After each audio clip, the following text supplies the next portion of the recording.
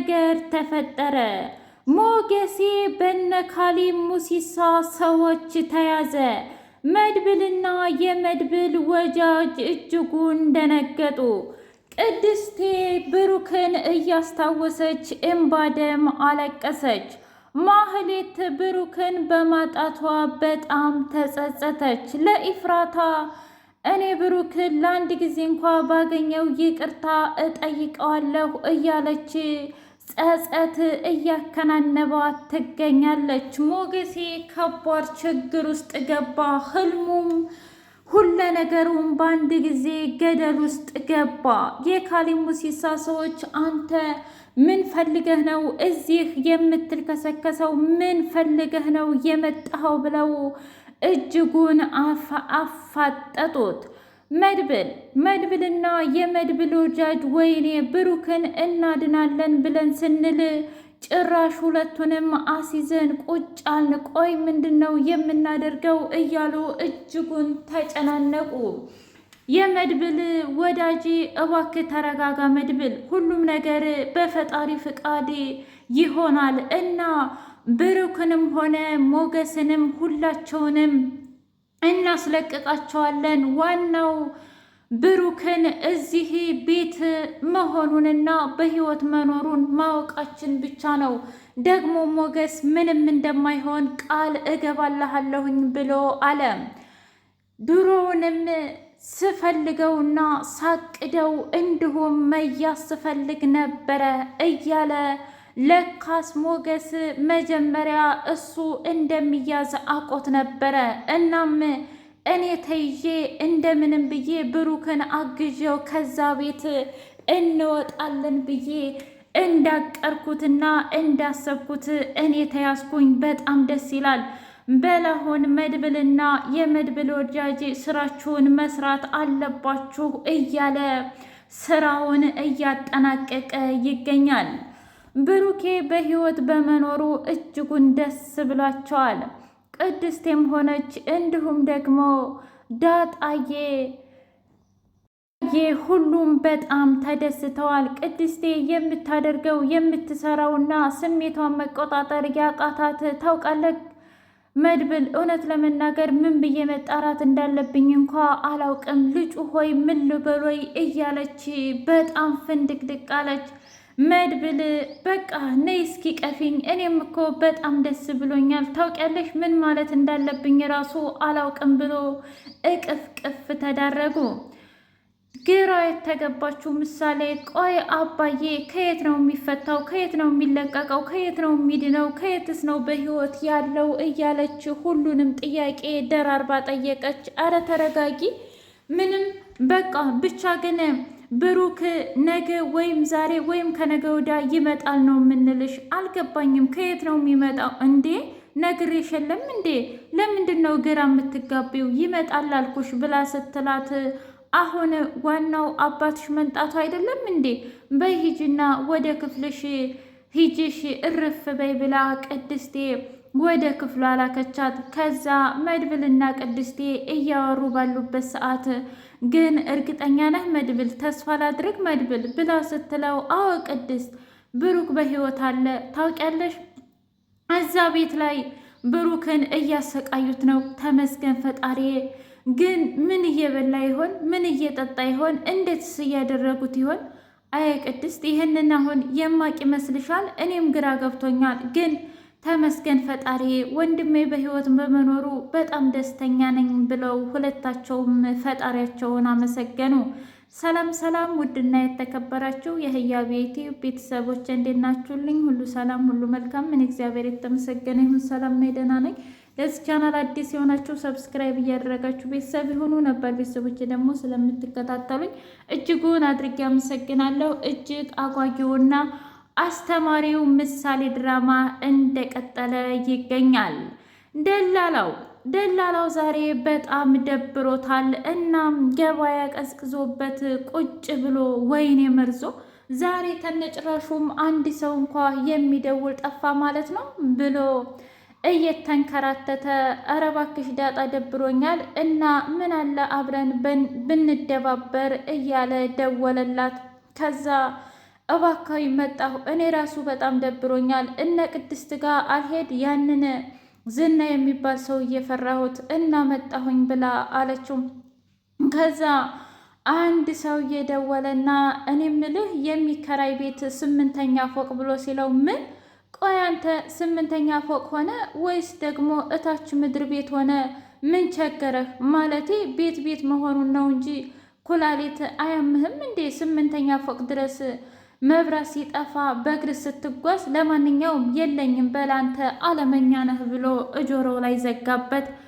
ዳጣዬና እንዲሁም መርዞ ቁጭ ብለው እያወሩ ባሉበት ሰዓት እኔ ምልሽ አንቺ ልጅ ግን ሁሌ መርዞ እያልሽ ነው አፈቀርሽኝ እንዴ ብሎ ሲል ማ እኔ አንተን እንኳን አንተን ይቅርና እኔ ከማንም ፍቅር አይይዘኝም። ኧረ እባክሽ ብቻ ግን ነገ ከሆነ ሰው ፍቅር ይይዝሽና አለያ ደግሞ ከኔ ፍቅር እያልሽ እንዳትመጭብኝ። እኔ ደላላነት እንጂ ስለ ፍቅር ምንም የማውቀው ነገር የለኝም ብሎ አላት።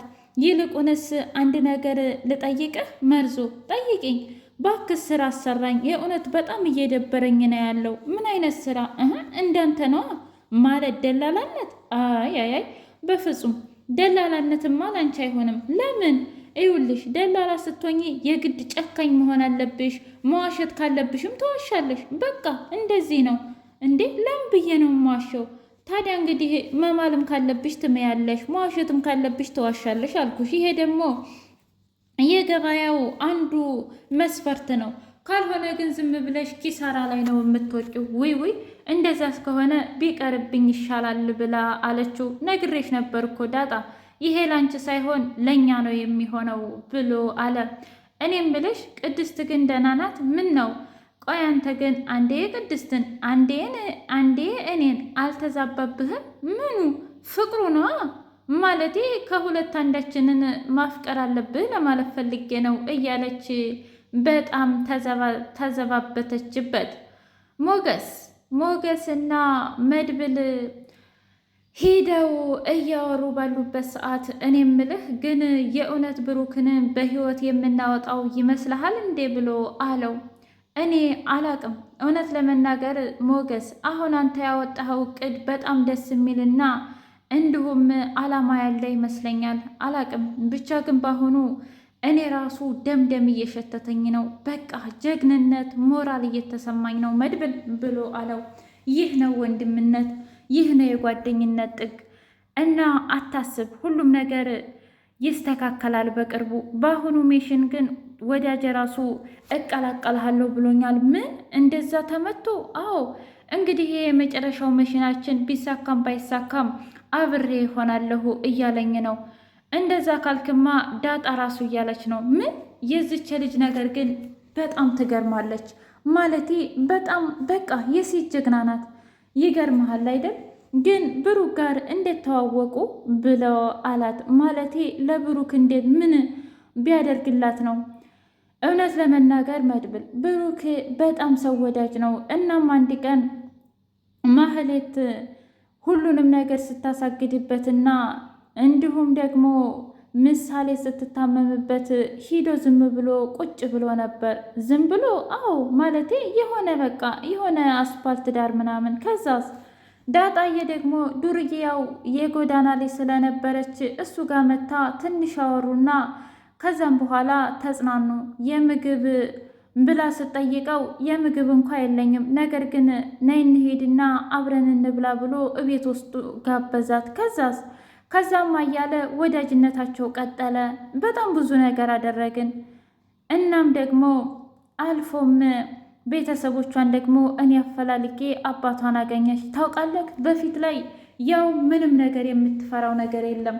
አሁን ላይ ግን ቤተሰቦቿን ካገኘች ወዲህ እንዲህ አማረባት፣ ተዋበች፣ እንዲሁም በጣም መኖርን ትፈልጋለች። ማለቴ አላቅም፣ አሁን ላይ እንደውም በጣም ትፈራለች እንጂ በፊት ላይ በጣም ጀግና ነበረች ብሎ አለ። አዎ የሰው ልጅ እኮ የሚፈራው የሚኖርበት ምክንያት ሲኖረው ነው። አየህ መድብል፣ እኔ እናንተ በጣም ልዩነት አለን ሞገስ። አንተ ለምሳሌ የምትፈራው ለራስህ ለሉላ፣ ከምንም በላይ ለሉላ ነው። እና ዳጣየም ደግሞ ቤተሰቦቿን ስላገኘች ቤተሰቦቼን አጣ ይሆን ወይ እኔም ቢያጡ ይጎዱ ይሆን ወይ እያለች ለዛ ነው። እኔ ግን አንድና አንድ የምኖርለትም የምሄድለትም የምጠፍለትም ለወንድሜና ለወንድሜ ብቻ ነው። ከዛ ውጭ ግን ማንም የለኝም ብሎ አለ። አረ እንደዛ አትበል መድብል፣ እንደዚህማ ተስፋ እንድትቆርጥ አልፈልግም። ምን ይታወቃል፣ አንተም እኮ ነገ ህይወት ይኖርህ ይሆናል ብሎ አለው። አይ ኢፍራታ ካደረገችኝ በኋላ ሰውን የማምን እንኳ የዋሰው አልመስልም አይደል እንዴ ሞገስ ብሎ ሲለው፣ ምን ይታወቃል፣ ምናልባት ታማኝ አፍቃሪ ልትመጣ ትችላለች። እሱን ተወው በቃ ለዛሬ ብናልፈው ይሻላል። አዎ እውነት ለመናገር ዳጣን ግን እዚህ መሽን ውስጥ አናስገባትም፣ ምክንያቱም ለሴት ልጅ ይሄ በጣም ከባድ ነው ብሎ አለ መድብል። ሞገሴና ሉላዬ እና አሁን ደስ አለህ ሞገሴ ብላ ስትለው፣ አዎ ብሩክ በህይወት መኖሩ ከዛ ይቅርታ አድርጌለት እሱም ይቅርታ አድርጎልኝ ሁሉንም ነገር ባንዴ እንደገና እንድንጀምር እፈልጋለሁ። አንቺና እኔም ደግሞ ሁሉንም ረተን በነፃነት ከፈለግን ውጭ ሀገር ከፈለግን ደግሞ እዚህ ሀገር በቃ እንንቀሳቀሳለን። ያድርግልህ። እንዴ ለምንድን ነው ያድርግልህ የምትዩ? ያድርግልን አትይም እንደ ሉላዬ?